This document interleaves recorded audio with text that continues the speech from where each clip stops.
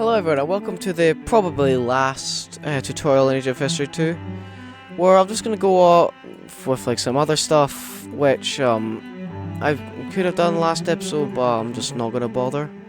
If I just didn't bother with. But now I'm going to show you the vassals. So, oh, by the way, this is saving the game. So it saved my progress. So if you were to like leave the game without saving, then everything you did just wouldn't save. You wouldn't be able to have that again. You'd have to do that all over again. It shows up here as well, right here. You can press that, press yes, press space, and then boom, it's saving the game for you. But you have to make sure it is on next turn. So next we're going to be declaring war on the Netherlands. And we're going to make the Netherlands a vassal. So we're going to get a bunch of troops here, so we're ready to invade. And notice how this time I am not using all these fortifications. I just want to show you that it is impossible to do that. And also look, I'm having to spend so much money on my army that I'm losing money and I've gone into debt, which means I can't do anything else because the treasury is empty. I can't build anything because I'm too poor. I just can't do anything. Oh, Netherlands is asking for military access, so I'm going to say no. I'm going to wait one more turn, and then they'll ask for money. 4,000. Obviously, I'm not going to be doing that because I'm about to declare war on them. But yeah, anyway.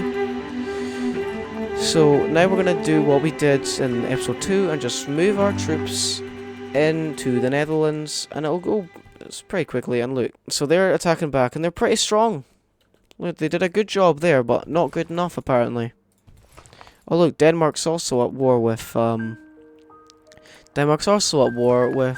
Netherlands, which is kind of annoying because I want all of this for myself. And look, they've just taken over all that. Well, now I can make a vassal. Assuming, yeah, I have enough. And also I can make them pay war reparations. And, what is this? Release a vassal. So I can release them as a vassal, but I think that would release all of them as a vassal, so I'm not going to do that. So now I'm going to get a truce with them because I don't want war declared on me by my vassal, and then boom. So now, you'll notice that my troops are inside my vassal. Now, this isn't me, this is a completely different country. You can see here, look, it's the Netherlands, but it's a vassal, so that means I can do whatever with them. Now, if I go here to vassals, I can make them, I can just take 20% of their income, which would be 500. Now, if I put that to 10, we can calculate that they are getting times 10 that amount. So they're getting 2,000 each turn. But if I really wanted to be annoying, I could just kind of go up here, take 20% and close it, and boom, I'm taking all their money. But it also means I'd lose them as a vassal if I did that too much. You could always do 0, but what would the point of having a vassal be? So I'm just going to take 5% because then they'll probably rebel against me, they'll give me like a treaty that gives them independence, like an independence like America did. So, and then you can either decline that completely, or you can just allow it. I wouldn't allow it. So next what we're going to do is we're going to try, and get Kaliningrad, because I'm going to form the Weimar Republic. And whilst I'm doing that, I want to do something real quick. I just need, I'm going to invade Luxembourg real quick, just to show you something. The Netherlands is actually an ally of Luxembourg, apparently. Oh no, that's my ally. So when you're about to declare war, you can call it an ally. So if I wanted to, I can press on the Netherlands, press declare war, and then I can invade, and then it's not going to really be good because I'm invading a one-province country, but just look here. So I've taken them over, and it also says, call to arms, Netherlands joined, but it also says Luxembourg's at war with Netherlands because it gives you information on when your vassal's getting invaded, which is important because it's your vassal and you're kind of taking money from your vassal, so if you're losing a source of income, then that's not very good. So now I can do peace negotiations, take over the Luxembourg, and send negotiations, and boom. So now I'm going to show you the release of vassal. So if I did create a civilization, I press here, and then I give them a name. How about I give them the name of Luxembourg? So now Luxembourg is the name, and I can customize their flag, which is cool. I can like change it to this, or even that, and then I can change the color to be like this. It's magic. Then that's done. And then I can add a new overlay if I wanted. Like, I could make a star appear. Look at that in the middle there. I could put that there. I could also make it go up a bit. I could make it a bit wider. I could make it like that. I can make it tall. Or I could not. The scale of it could become a bit bigger. And the colour of it. So I can make it like that. So now that's like that. Then add a colour. Then back again. And then colour ribbon. This will just... Hang on. So if I do that. Then press save, and then I do this, and then this is the color that the nation will appear as. So if I press X there, then press save, and then we have that there, and then set their capital here, and then I can release them as a vassal. So boom, vassal Luxembourg. So now you can look down here, and Luxembourg is now, if I press here, they are now a vassal of mine. So, Liberty Desires. So, I don't know what that means, but it just means that they are my vassal. And there's that flag I made. Their capital is Luxembourg. And boom. I can take as much money as I want from Luxembourg. Which is apparently nothing, because they're poor. But I'll still take 5% and nothing. Oh yeah, that's assimilation. Very important. You should do that whenever possible.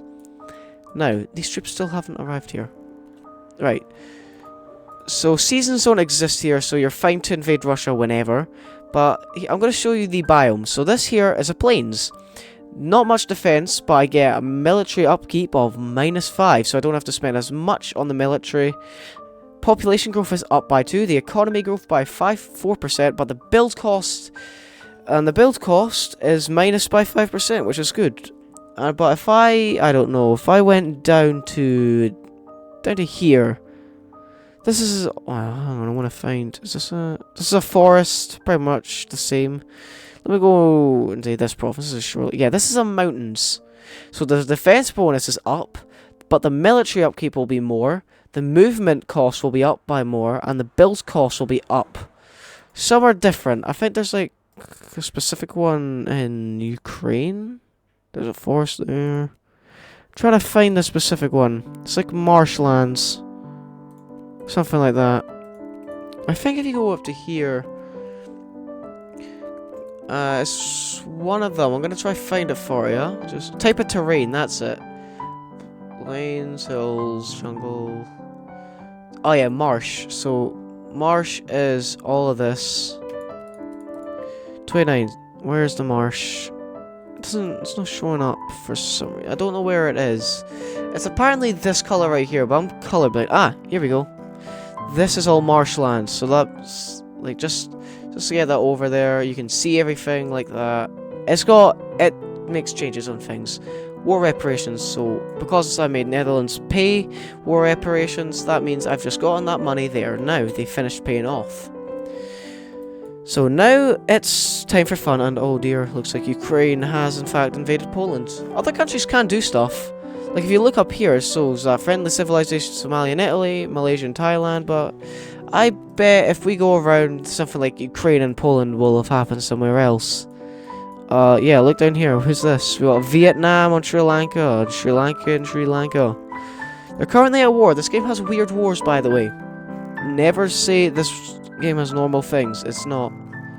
So it looks like they're at war with Australia and Malaysia. Now I can see like all of their, like, we have good relations, they're at war with places, they're friendly with China, but they're enemies with these places. Diplomatic relations are suspended. So let's say if I just went, and let's just tap on myself and see who doesn't like me now. Italy doesn't like me. I could send an insult towards them, which will stop diplomatic relations for this amount of time, 43 turns. So that's that set for you. And now with Russia here, not very good. So with an ultimatum, what really is threatening is the amount of troops you have. So if I went to Munich, go into Augsburg, and recruit some more, and recruit some more here, and I finally recruit some here. So then if I went to Russia, because I've only got 20,000 troops up here, but if I went to an ultimatum, I demanded these two provinces, I can then threaten to invade with 35,000 troops, even though only 28,000 of them can actually, like, do something about that. So if I just do that, obviously they said no, so now I'm going to declare war on them. Sometimes it automatically declares war on them, but not all the time. So next I'm actually going to use these troops to, be rude. So now I'm invading them, easy as hell. Now, you can always try and get out of a war when you've got what you want, but, it doesn't work all the time. Like, they said no. But, what works for me most of the time is that if you, like, invade, like, I don't know, if I took over all of these provinces up here, and peace negotiations only asked for these two, they'd probably say yes because they're getting this back. So that's what we're going to do right now. We're going to just invade troop areas that we don't need. So we are going to move these troops to here. And also you want to make sure, because you know how I can ask for military access from Poland here in a trade deal and that? Russia can do the same. And that appears in a... Look, right here. Brazil has military access to the United States. So if I press Brazil, the United States will be in this like dark blue color, but then Brazil isn't the same color because Brazil's the one that is getting the military access from the US. So yeah. Then next up here, we'll just have a look what's going on here now. We can send these troops up to here. Basically what we're trying to do is we're basically just trying to talk Russia into giving us peace negotiations and just giving us Kaliningrad. So we're just going to try and escape them troops up there. So if I just keep on messing about here, they'll probably get annoyed eventually. Let me see. Will it work now? It's probably not going to work, but you know, it's worth a try, I'd say. We're also going to move these troops to here. They said no, so oh great. So I ran out of troops, but I still have this province, but not anymore, obviously. So next what I'm going to do is, another way you can threaten a country into doing what you want, is to get a bunch of other countries declare war on them. So for around 1,000 coins each, I can ask the Baltics to declare war on Russia. I can ask Belarus. Now, real life events doesn't really matter here. Like, Belarus and Russia are very close together, but that doesn't really exist. Every country is neutral in this game, unless, like, stuff happens. I'm going to ask Finland to even declare war on Russia. I'm just going to give Russia a really bad time, which I feel bad about. No. Of course I don't. So now just look at that. Now Russia is getting the business. And now I'm threatening them because they're losing a lot of territory. So that means that they'll be like, oh no, please stop doing this utter malarkey. And then they'll just let me take my reasonable amount of provinces that I want. And then Russia can get away without having too much bad from me. And they also don't have to deal with me probably going to completely kick the crap out of them. Now look, you want to always predict moves. That's what I just did there. So they had troops here, but they invaded and took over this. Luckily, I had troops here. Half of them went to here, but the rest went to there. Because I predicted that Russia would invade this province. You always want to think smartly when you're playing this game. So now look, I invade this province, but they also...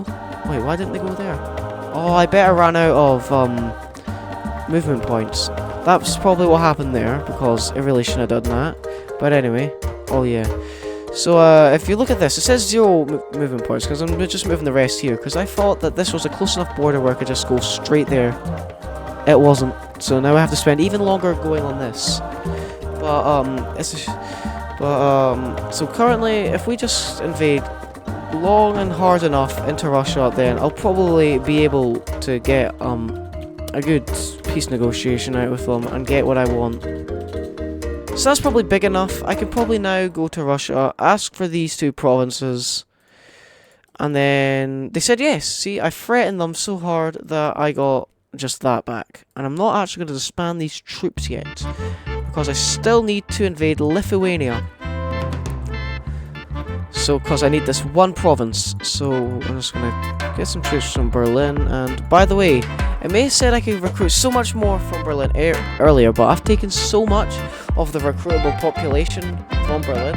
It's actually dropped down where I can barely recruit any from there now. But these areas are newly assimilated. And keeping in mind with population, you can like just take over, just get a bunch of people to fight for you.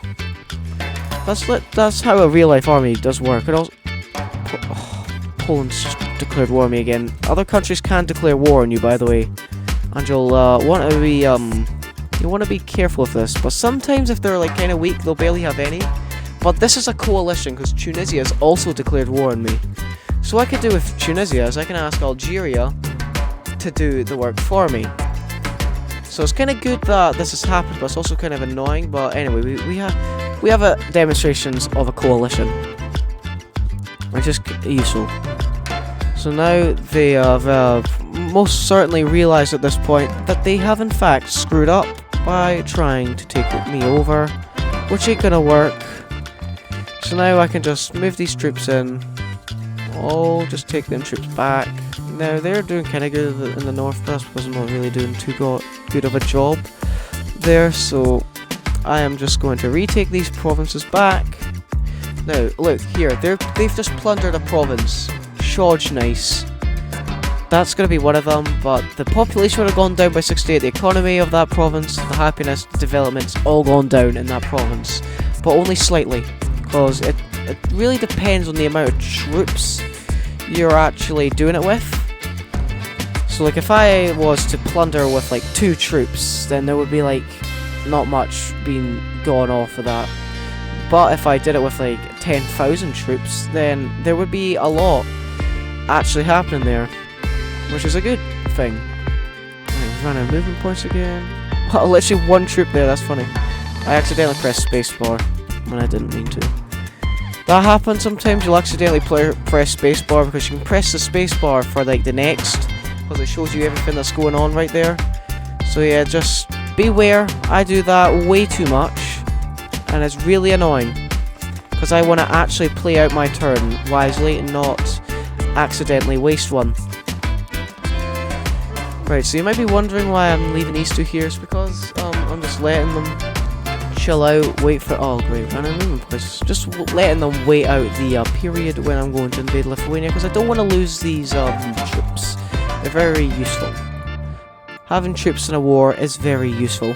Quote me on that.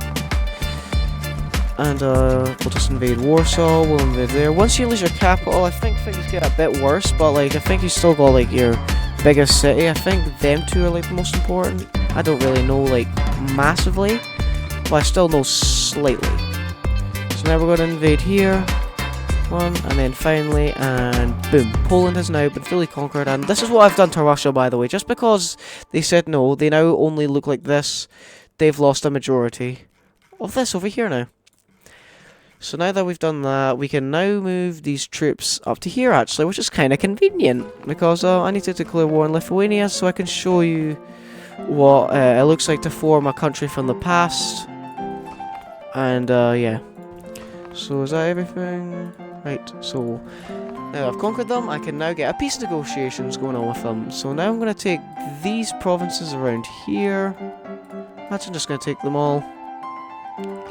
And then we have a truce for that lasts forever, because it's obviously going to last forever. They've got nothing left.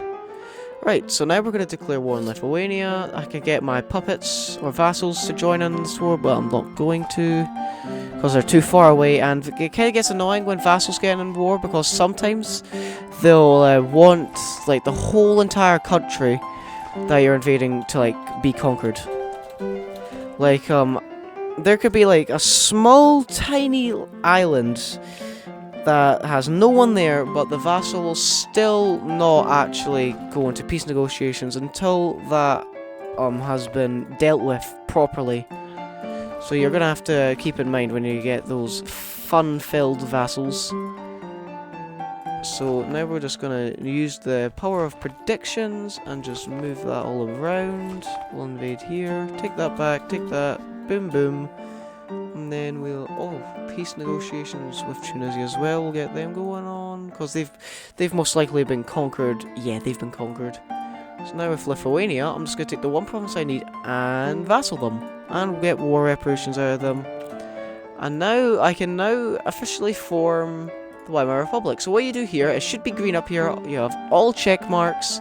Form it, boom, it changes colour slightly. And then something else that I don't think it did, but yeah, up here, you know, sometimes it does change up here. Like you'll have like like they'll change ideologies. That's what it'll be. Like we're still a democracy, but now I can form the German Empire, and I can form Nazi Germany, which I'm not gonna do. But anyway, thank you for watching my tutorial series, and I hope you subscribe, like, and join me on another video. Thank you for watching. Bye.